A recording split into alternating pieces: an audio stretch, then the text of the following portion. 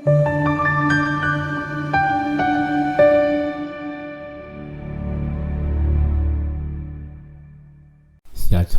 kulokula kulonde kubusisa igama kupastor ngichalele ngifliki sicela wena ukuthi inamba isebenzise uma ungumlandeli wechannel kuphela. Angazi yini enzima nehlula abantu ukuthi belalele lokho. Awuphoqelekile ukuthi ungifonele ubuze iphupho. Kodwa futhi ngiyacela akufona abantu abangabalandeli bechannel kuphela. Uma ungayena ngiyacela ngiyayithoba ungangifonele. Sibheka la usinomtha sinomtha 01 sawubona mfundisi, ngiyabonga ngencazelo yakho. Benginesicelo kwakhona makuyingadi yama-fruits le grapes futhi she dreamt of a field of fruit trees.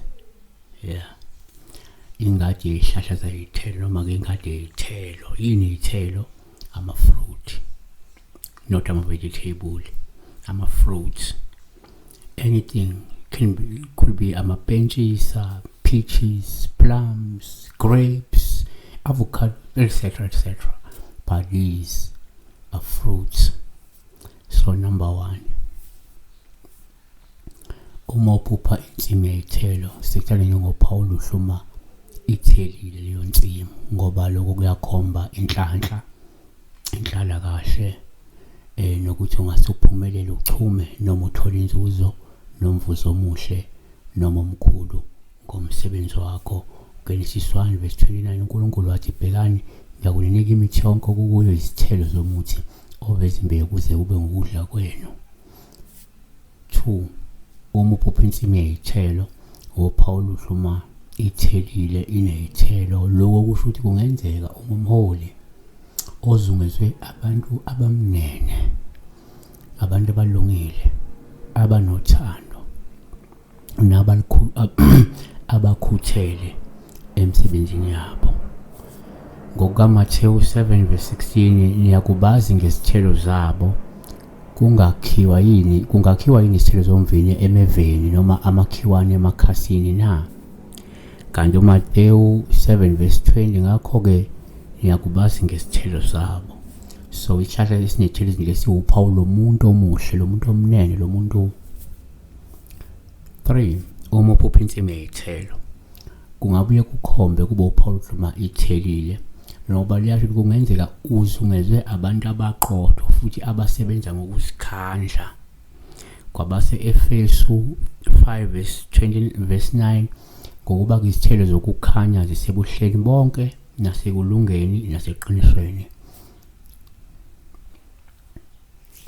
4 uma uphupha insimu yezithelo kuwuPaul uhluma ithelile lungabe lukhombe la ukuthi kungenzeka uzungezwe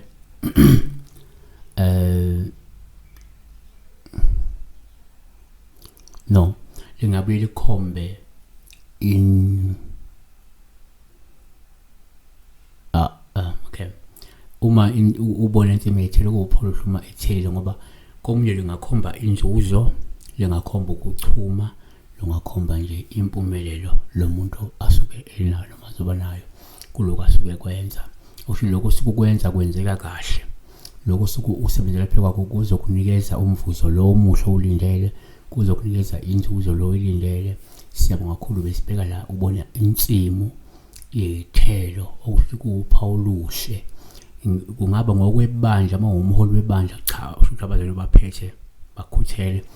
Still uma umuntu onenkampani futhi abasebenzi bakho basebenza kahle futhi inkampani yakho izokulethela inzuzo noma ke wena umuntu ozochuma uphumelele nje kuloko sokwenza. Siyabonga kakhulu besibheka la insimu yezithelo noma ingadi yezithelo.